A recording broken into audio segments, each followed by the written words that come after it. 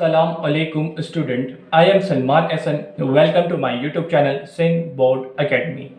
Student, इस lecture के अंदर हम लोग फर्स्ट ईयर मैथमेटिक्स की न्यू बुक के चैप्टर नंबर 3 की एक्सरसाइज 3.1 के क्वेश्चन नंबर 7 के चारों पार्ट को कंप्लीट करेंगे। स्टूडेंट, क्वेश्चन नंबर 7 में हमें क्या कह रहा है? Find the value of unknown if. Basically आपको नीचे जो चार पार्ट दिए गए हैं in the form of vectors लिखे गए हैं, ठीक है। कुछ कोऑर्डिनेट के फॉर्म में लिखे हैं, कुछ आईजेके की फॉर्म में लिखे हुए हैं।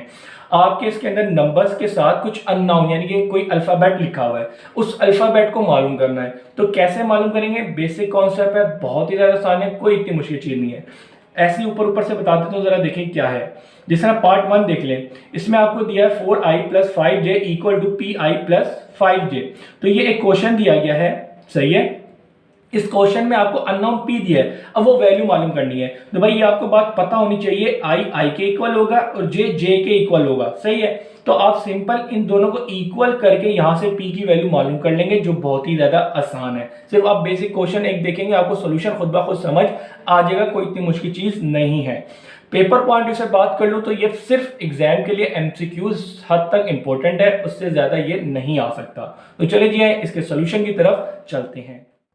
तो यहाँ पे हम लोग क्वेश्चन नंबर 7 के 4 पार्ट्स ले लिए हैं, जो कि एमसीक्यूज बेस हैं। चलिए जी इनके सोल्यूशन की तरफ चलते हैं। भाई क्वेश्चन नंबर 7 में आपको कहा गया कि ये जो क्वेश्चन दिए गए इनके अंदर कुछ अननोन होंगे, ठीक है ना, कोई अल्फाबेट्स होंगे, उनको आपने मालूम करके देना है, बस ये काम करना है। तो चलिए जी स्टार्ट करते हैं। सोल्यूशन लिखा, सोल्यूशन लिखने के बाद आपको क्वेश्चन क्या दिया है? 4i + 5j equal to pi + 5j। सही जी। अब यहाँ पे क्या होगा भाई, आपको ये बात पता है इक्वल का साइन है, तो ये i के इक्वल होगा, j के इक्वल होगा। तो इसी वजह से हम यहाँ पे क्या करेंगे, हेंस यहाँ पे 4i = pi हो जाएगा, ठीक है ना। i के इक्वल, j के इक्वल होगा। क्योंकि i मैंने इसलिए लिया क्योंकि जो अननोन है वो i की टर्म i के साथ लिखा हुआ है, इसीलिए इन दोनों को लिखा ताकि इधर से मैं इजीली निकाल दूं।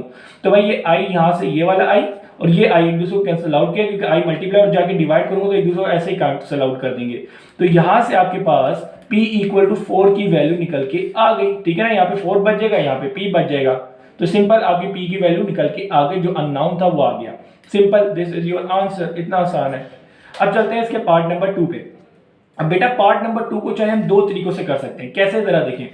सबसे पहले तो जिस तरह कोऑर्डिनेट की फॉर्म में लिखा है 5,7 इक्वल टू 5,q माइनस का q है, ठीक है। अब आपको पता है ये i है और ये j है। अगर इसको मैं ओपन करूं IJK की फॉर्म में, आप ऐसा करना चाहे ऐसा कर लें। अगर आप डायरेक्ट करना चाहेंगे, आपको पता है ये इसके इक्वल होगा और ये इसके इक्वल होगा, तो आपको जो अननोन है उसको कर लें, क्योंकि आपका जो फाइनल आंसर तो उधर से निकलेगा।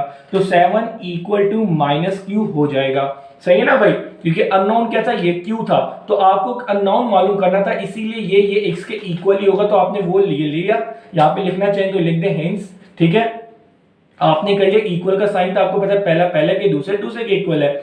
अब आप क्या, ये आपका आंसर हो गया? नहीं, आपको बेसिकली क्या करना था, q की वैल्यू मल्टीप्लाई करनी थी। तो आप इसको किस तरीके से कर सकते हैं, ये माइनस का है इधर जाके प्लस का हो गया, और ये प्लस है इधर जाके माइनस का हो गया। इस तरीके से करना चाहिए, इस तरीके से कर लें, या सिंपल इस तरह कर देंगे -1 मल्टीप्लाई बाय बोथ साइड। तो -1 इधर मल्टीप्लाई किया, ये माइनस का हो जाएगा, -1 इधर मल्टीप्लाई किया तो ये प्लस का हो जाएगा।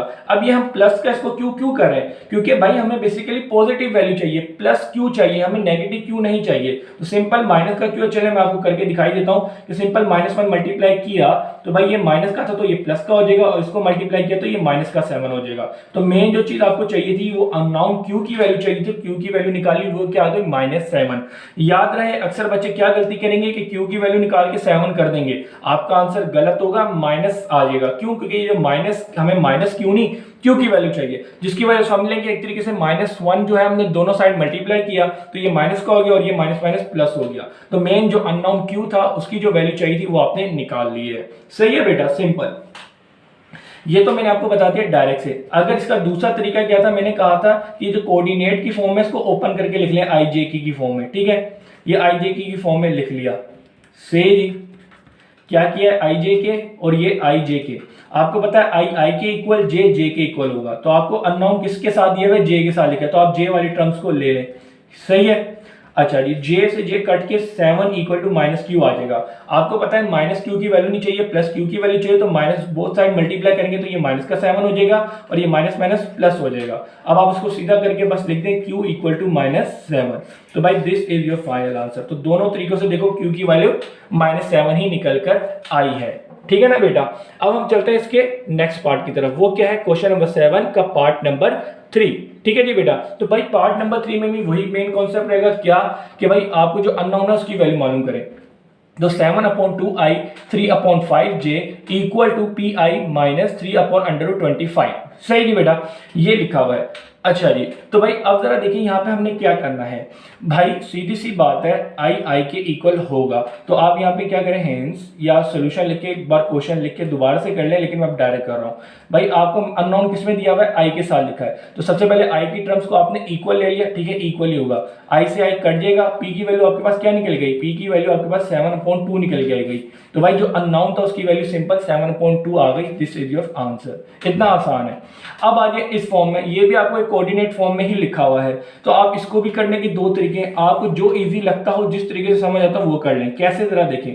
सोल्यूशन लिखा, सोल्यूशन लिखने में आपको 5/2 और -7 लिखा हुआ है इक्वल टू p -7। ठीक है जी, आपको पता होना चाहिए ये इसके इक्वल होगा, ये इसके इक्वल होगा। अननोन कहां पे दिया है, इधर दिया, तो ये दोनों को आप साइड पे ले लें, यानी कि 5/2 इक्वल टू p। सही जी बेटा। मेन चीज आपको क्या रिक्वायर्ड थी, p की वैल्यू, तो ये आपने p की वैल्यू निकाल ली। कितनी आसान है, इसको चाहे तो सीधा करके लिख देंगे भाई p इज इक्वल टू 5/2 जो आपको रिक्वायर्ड था, सिंपल इक्वल कर लिया। सही है। अब इसी तरीके से अगर ये चीज नहीं समझ आती तो आपको पता है हम इसको आई जे की फॉर्म में लिख सकते हैं, जैसे 5/2i और इसके साथ -7j आ जाएगा इक्वल टू पी आई, और फिर ये माइनस का j बन जाएगा। सही है ना, पहले वाले के साथ आई, दूसरे वाले के साथ j आता है।